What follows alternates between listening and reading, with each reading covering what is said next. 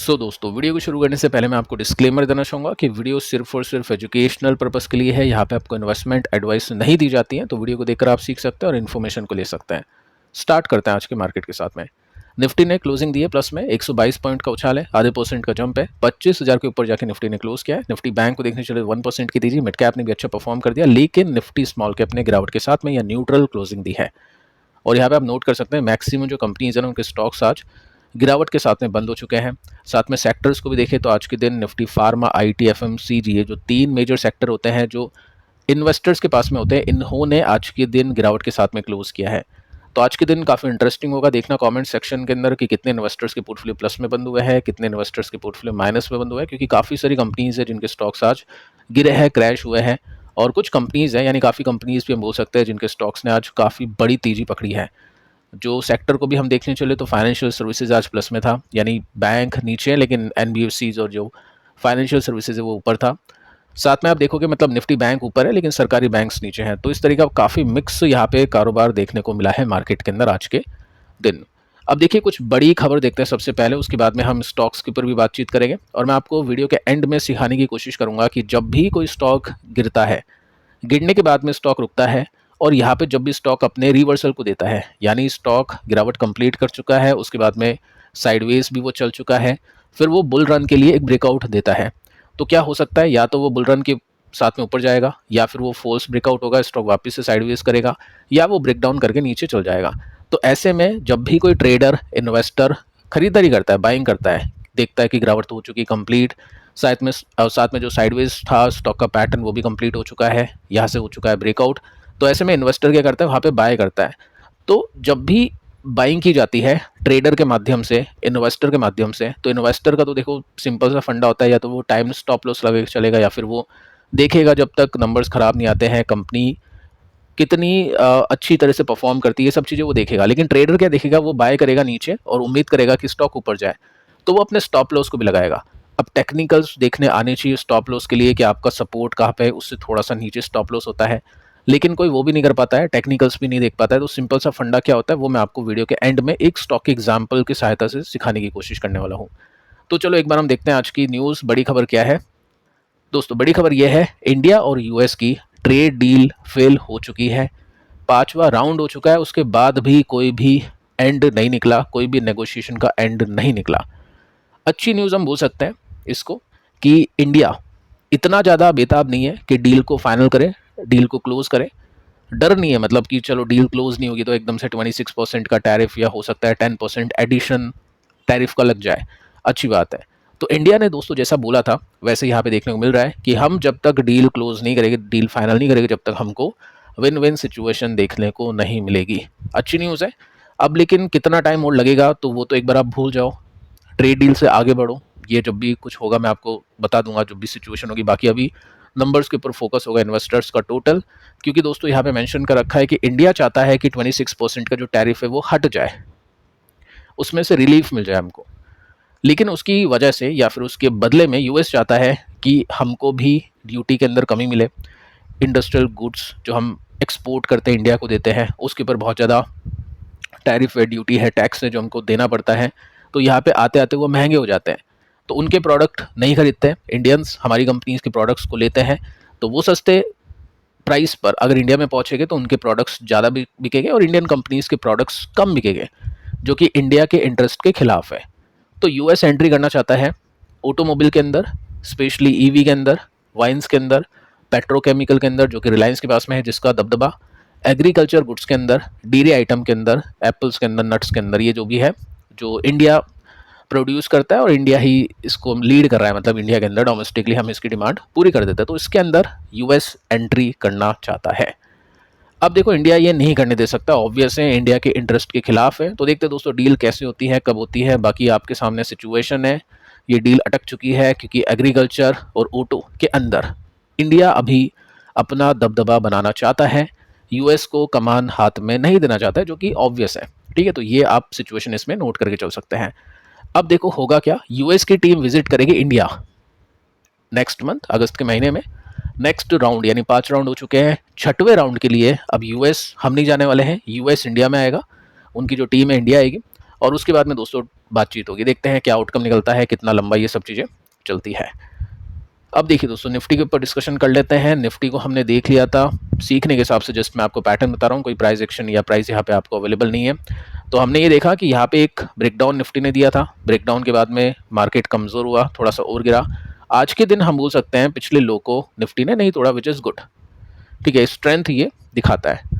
अगला सपोर्ट थोड़ा सा नीचे था, सपोर्ट को कैसा देखा जाता है, यहाँ पे दोस्तों एक सपोर्ट बना था, यहाँ से मार्केट ऊपर चला गया, तो इसको एक सपोर्ट के रूप में कंसीडर कर सकते हैं। यहाँ पे काफ़ी बार मार्केट टिका, उसके बाद में मार्केट ने तेजी पकड़ी, तो इसको भी एक सपोर्ट के रूप में कंसीडर करके चल सकते हैं। तो निफ्टी अभी के समय बुलिश मोड में नहीं है, निफ्टी अभी के समय साइडवेज मोड के अंदर आ चुका है। देखते हैं वापस से निफ्टी बुलिश होगा या नहीं, उसका कैसे पता लगा सकते हैं। उसके लिए दोस्तों ट्रेडर इन्वेस्टर देखेगा कि पहले जो ब्रेकडाउन निफ्टी ने किया है उस लाइन के ऊपर जाके निफ्टी टिकता है, सस्टेन करता है या नहीं। अगर ऐसा होता है, टिक जाता है, ऊपर चल जाता है, मजबूत होता है, तो फिर क्या होगा, इन्वेस्टर ट्रेडर सोचेगा चलो मार्केट अभी मजबूत वापस से हो चुका है, वापस से बुलिश मोड के अंदर आ चुका है।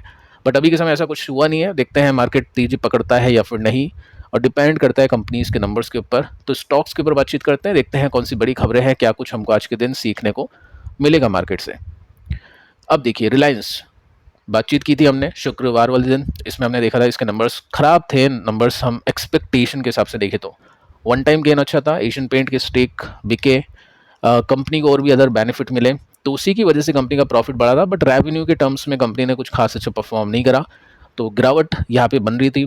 थंबनेल भी आपने देखा होगा कि रिलायंस मार्केट को क्रैश करवाएगा क्या, क्योंकि रिलायंस की जो होल्डिंग है निफ्टी के अंदर सबसे ज़्यादा है। बट आज निफ्टी को फर्क नहीं पड़ा, क्योंकि रिलायंस गिरा तो क्या हुआ, बाकी कंपनीज ने निफ्टी को संभाला, तो ये रीज़न था, नहीं कंपनी संभाल पाती तो आज के दिन निफ्टी को ये लिए डूबता नीचे की तरफ।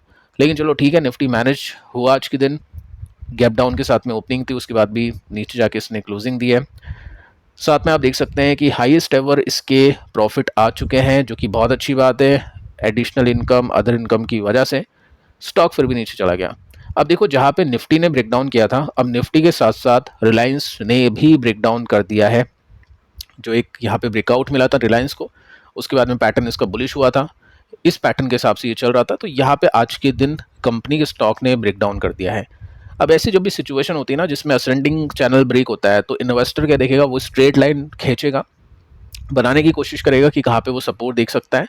तो देखो मल्टीपल सपोर्ट्स ऐसे में निकल जाता है। निफ्टी का हमने देख लिया, 2 सपोर्ट देखे, तो यहाँ पे 1, 2, 3 निकल सकते हैं। एक मेजर सपोर्ट अगर हम ड्रॉ करें तो ये लास्ट वाला सपोर्ट हम इसको एक मेजर सपोर्ट के रूप में कंसीडर करके चल सकते हैं। ठीक है, तो देखते हैं आगे चल के इसमें होगा क्या, स्टॉक अपने सपोर्ट की तरफ बढ़ेगा या फिर यहाँ से स्ट्रेंथ इसको इनकमिंग डेज मिलने वाली है। ठीक है, अब देखिए दोस्तों, यहाँ पे एक कंपनी और है, स्टॉक का नेम मैं यहीं पे आपको दिखा देता हूँ। कंपनी का नाम है AU small finance bank. Small finance bank, लेकिन बिग गिरावट इसमें देखने को मिली है, 7% के साथ में स्टॉक क्रैश हो चुका है, जबकि कंपनी का Q1 का प्रॉफिट बढ़ चुका है, इनकम बढ़ चुकी है। तो ऐसा क्यों हो गया? देखो दोस्तों, इसके पीछे का रीज़न है, पहली चीज़ तो अभी देखो कंपनी के मार्जिन हो चुके हैं श्रिंक, कंपनी के मार्जिन हो चुके हैं श्रिंक, यानी कंपनी के मार्जिन हो चुके हैं कम। तो ये एक रीज़न है कंपनी के स्टॉक के फिसलने के पीछे का। सेकंड आप देखोगे ना, सबसे बड़ा रीज़न जो इरेडा के अंदर भी हमने देखा था कि कंपनी की एसेट क्वालिटी डिक्लाइन कर गई थी। जब भी आप एनबीएफसीज के नंबर्स देखते हो ना, तो एसेट क्वालिटी के ऊपर ध्यान दो। बजाज फाइनेंस इतनी खराब सिचुएशन में भी चलो वो नहीं चल रहा था, लेकिन उसने ब्रेकडाउन नहीं दिया, मेजर ब्रेकडाउन देके इन्वेस्टर्स को रुलाया नहीं, पैसा तोड़ा नहीं, डेफिनेटली थका दिया था इन्वेस्टर्स को, लेकिन उसने ठीक है एंड में जाके उसने अच्छी तेजी पकड़ी, चीज़ें सही करी। इतना बड़ा मार्केट कैप होने के बावजूद भी, सबसे बड़ी बात यह है, इतना बड़ा मार्केट कैप होने के बावजूद भी, क्योंकि जो बड़ी कंपनीज होती है ना उनके पास में खोने के लिए बहुत कुछ होता है, क्योंकि काफ़ी मार्केट शेयर है, काफ़ी मार्केट कैप है, स्टिल कंपनी ने अच्छा परफॉर्म कर दिया क्योंकि उसकी एसेट क्वालिटी अच्छी है, एनपीए उसके कम है। ठीक है, अब यहाँ पे इस कंपनी के एनपीए हो चुके हैं कमज़ोर, मतलब एनपीए बढ़ चुके हैं, एसेट क्वालिटी इस कंपनी की हो चुकी है कमज़ोर, डिक्लाइन हो चुकी है। तो ये भी रीज़न है कंपनी के स्टॉक के गिरने के पीछे का। अगर आप इसके नंबर्स को देखोगे तो 16% के साथ में सेल्स बढ़ी है, 16% के साथ में नेट प्रॉफिट बढ़ा है, लेकिन स्टॉक का प्राइस गिरा, क्योंकि यहाँ पे आपको नोटिस करने को मिलेगा ये है कंपनी के एनपीए ग्रॉस और नेट, दोनों आप देखोगे ना तो क्यून के बेसिस में भी बढ़ चुके हैं और वाई ऑन वाई बेसिस में भी बढ़ चुके हैं। तो यानी कंपनी अगले कुछ क्वार्टर में प्रोविजंस बनाएगी तो कंपनी के मार्जिन और कम हो गए, कंपनी का प्रॉफिट और टूटेगा। अगर कंपनी 100 करोड़ का प्रॉफिट कमा रही है तो कंपनी अगर बना देती है 10 करोड़ का प्रोविज़न, यानी 100 करोड़ तो हमने कमाए लेकिन 10 करोड़ हमने साइड में रख लिए, क्योंकि ये पैसे हो सकता है हमारे खराब हो जाए, डूब जाए, नुकसान हो जाए, तो हम 90 करोड़ का ही प्रॉफिट मानेंगे। तो 100 करोड़ का प्रॉफिट कमाने के बाद भी कंपनी बोलेगी हमने तो 90 करोड़ का ही प्रॉफिट कमाया है, क्योंकि 10 करोड़ तो हमने रख दिए जो भी नुकसान होगा उसकी भरपाई करने के लिए। जो भी लोन्स हमने दिए वो हो सकता है वापस नहीं मिले, तो उसकी भरपाई हम इससे कर देंगे। तो ये रीज़न है कंपनी के स्टॉक के घटने के पीछे का। और साथ में इन्वेस्टर्स के, ट्रेडर के पास में भरपूर मात्रा में स्टॉक्स थे, प्रॉफिट भी सबके पास में था क्योंकि ऑल टाइम हाई स्टॉक चल रहा था। तो यहाँ से काफ़ी बड़ी सेलिंग आई। ज़्यादा वॉल्यूम लाने के लिए कोई मेहनत करनी नहीं पड़ेगी, सबके पास में स्टॉक्स, मतलब जिसके पास में भी स्टॉक है ना, सबके पास में प्रॉफिट है, तो वो बेच जाएगा। तो ये रीज़न था कंपनी के स्टॉक के नीचे गिरने के पीछे का। सपोर्ट इसका नीचे ही अभी है टाइम सपोर्ट तक पहुंचने के लिए, अगर ये पहुंचता है तो। इसके बाद में देखिए आज के दिन एक कंपनी का स्टॉक और क्रैश होता है जिसका नाम है वारी रिन्यूएबल टेक्नोलॉजीज। 6% के साथ में स्टॉक घट के बंद हुआ। ओपनिंग इसकी ठीक थी, उसके बाद में स्टॉक गिर गया। अब देखो अलग अलग आर्टिकल्स आपको सुनने को देखने को मिलेंगे, जिसके अंदर पहला आर्टिकल आपको ये देखने को मिलेगा कि यूएस जो ट्रेड पिटिशन है वो खराब है, मतलब उसके अंदर आप ये बोल सकते हैं यूएस की जो टर्म्स है ना वो खराब है, उसकी वजह से यहाँ पे स्टॉक गिरा है। क्योंकि यूएस ने ऐसी टर्म्स कंडीशन बना दी है जिसकी वजह से हमारी जो कंपनीज है जो यूएस को एक्सपोर्ट करती है वो एक्सपोर्ट कम होगा, क्योंकि वहाँ पे टैरिफ लगेगा, बहुत ज़्यादा ड्यूटी बढ़ेगी, तो इंडियन कंपनीज का एक्सपोर्ट में नुकसान होने वाला है। सेकंड रीज़न दोस्तों, अगर आप यहाँ पे नोट करोगे तो आपको पता चलेगा कि आसाम का जो इसका एक प्रोजेक्ट है वो हो चुका है कैंसिल। तो ये भी रीज़न यहाँ पे बताया जा रहा है स्टॉक के गिरने के पीछे का। देखो छोटी कंपनी है, मार्केट कैप काफ़ी कम होता है, इन सभी जो कंपनी होती है इनको ट्रैक करना काफ़ी डिफिकल्ट होता है, ठीक है। एकदम से स्टॉक आपने देखा बहुत बढ़िया तेजी के साथ में पकड़ा था, ऊपर चला गया, तो उसके बाद में वापस ये नीचे जाने की कोशिश करा है। तो दो तरह की कंपनी है इस सेगमेंट के अंदर, वारी कैटेगरी यानी वारी ग्रुप के अंदर। एक तो है वारी रिन्यूएबल एनर्जी टेक, जिसको हम इस कंपनी के रूप में देख सकते हैं, यानी ये कंपनी। और सेकंड कंपनी है वारी एनर्जीज। अब देखो वारी एनर्जीज थोड़ा सा स्टेबल इसीलिए है क्योंकि उसका मार्केट कैप 88,000 करोड़ का है, एक लार्ज कैप कंपनी है, और इसका मार्केट कैप ओनली 11,000 करोड़ का है। यानी मेन कंपनी बाद में लिस्ट हो रही है, सब्सिडरी कंपनी पहले लिस्ट होगी इस कंडीशन में। अगर आप देखोगे तो सेल्स आपको वारी रिन्यूएबल की ज़्यादा देखने को मिलेगी। अगर आप देखोगे अभी का प्रॉफिट तो आपको वारी एनर्जी का ज़्यादा देखने को मिलेगा, ठीक है। तो यहाँ पे आपको ये देखना है कि दोनों की जो प्रॉफिट है ना ट्रिपल डिजिट में है, तो खोने के लिए बहुत कुछ है इसके पास में, ठीक है।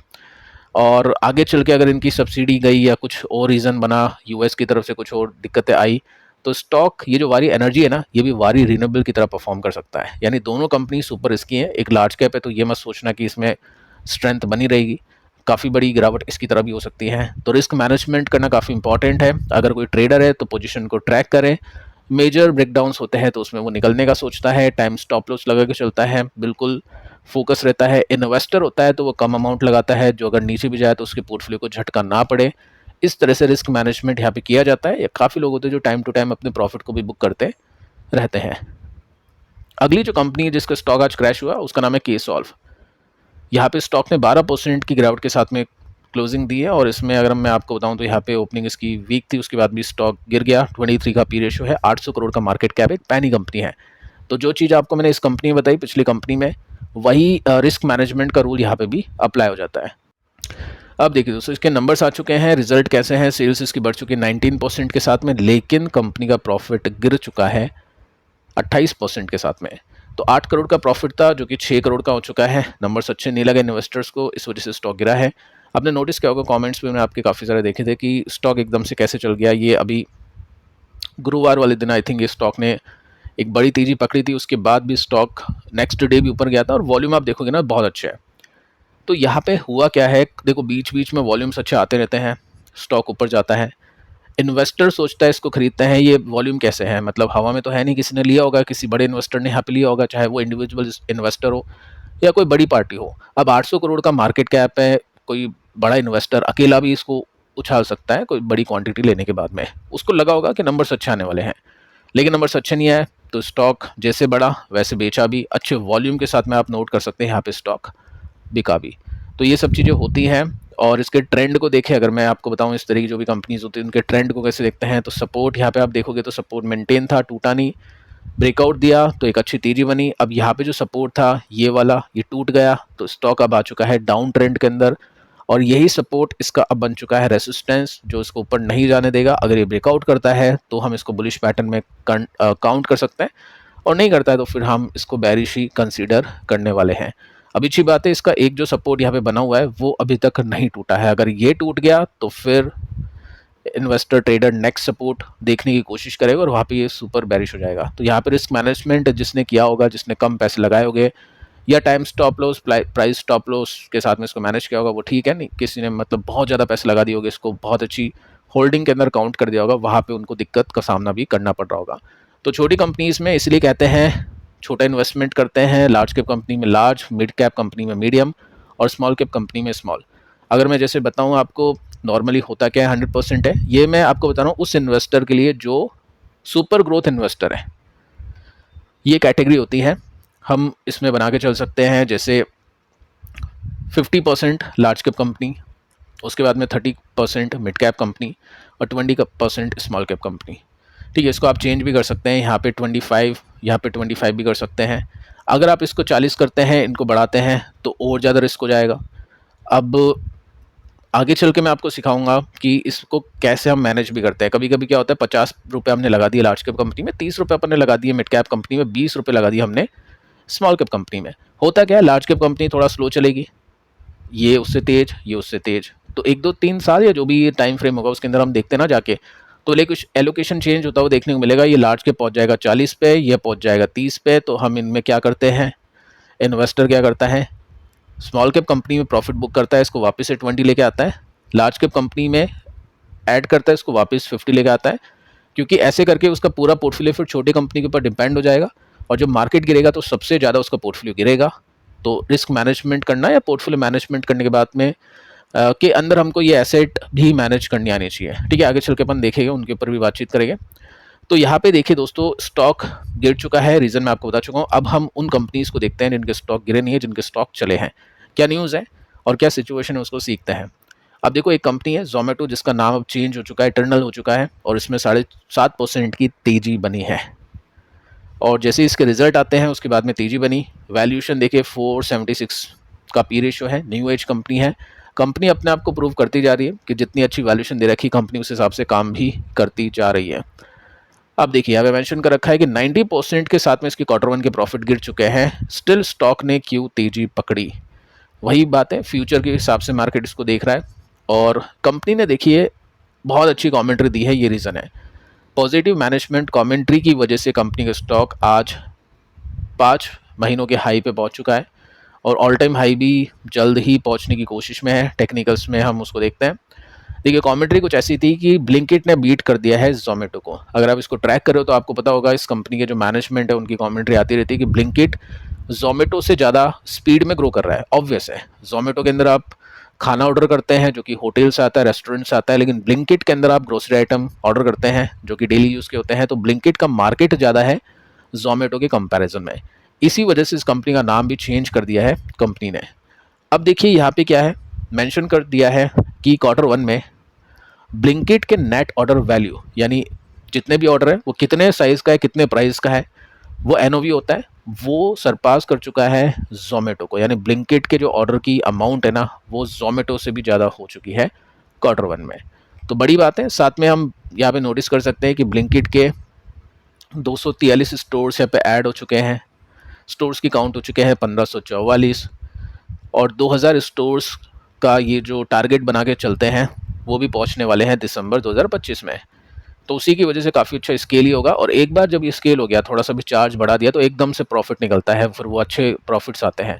जैसे जोमेटो प्रॉफिटेबल हो गया, वैसे ब्लिंकिट में अगर प्रॉफिट आ गया, जो कि आएगा, तो इमेजिन कर सकते हैं जब जोमेटो में इतना प्रॉफिट आया तो ब्लिंकिट में कितना प्रॉफिट आएगा। तो ये दोनों जो इंजन है किस तरह से कंपनी को ऊपर लेकर जाने की कोशिश करेंगे, तो वो एक पॉइंट है जो यहाँ पे इन्वेस्टर्स ने देखा। साथ में दोस्तों आप देख सकते हैं, इनसे पूछा है कि जो नई कंपनीज आ रही हैं फूड डिलीवरी के अंदर, वो आपको कैसे नुकसान पहुंचा सकती है। तो उन्होंने बोला है कि नए आइडिया आते रहेंगे एंड जो भी कंपटीशन आते रहेंगे वो होगा ही होगा, उसको कोई नहीं रोक सकता है। तो हम हमारा काम करें, वो कंपनीज उनका काम करेगी, हम उनसे आगे हैं क्योंकि हम पहले फर्स्ट मूवर का एडवांटेज हमारे पास में, हमने पहले शुरू किया, हमारे पास में पहले प्रॉफिट आया है। तो प्रॉफिट आया है तो अब हमको इन्वेस्टर का पैसा नहीं चाहिए, हम उसी प्रॉफिट से ग्रो करेंगे। जैसे Naukri.com ने अपने आप को किया है, Naukri.com की जो वेबसाइट है उसके साथ में उसको प्रॉफिट मिलता है, उसके साथ उसने और भी वेबसाइट बना दी, उसके साथ में उसने इन्वेस्टमेंट भी कर दिया है। तो वही सब चीज़ें ये कंपनी भी करेगी, तो इस कंपनी को ज़्यादा एडवांटेज मिलेगा, ये कंपनी का मैनेजमेंट का यहाँ पे कहना है। तो देखिए दोस्तों, स्टॉक ने गिरावट दिखाई थी, उसके बाद में क्या हुआ, यहाँ पे एक साइडवेज चला स्टॉक, उसके बाद में एक ब्रेकआउट कंपनी के स्टॉक ने किया, ब्रेकआउट करने के बाद में स्टॉक अभी ऊपर जा रहा है, ये ऑल टाइम हाई का स्तर है इसका, अभी गैप इसमें थोड़ा सा बाकी देखने को मिल जाता है।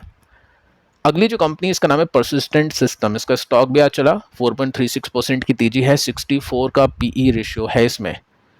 क्या इसके रिजल्ट आ चुके हैं क्या दोस्तों? नहीं, इसके रिजल्ट आएंगे 23 तारीख को, लेकिन मार्केट को लग रहा है कि बहुत अच्छे रिजल्ट आ सकते हैं, जस्ट लाइक के सॉल्व।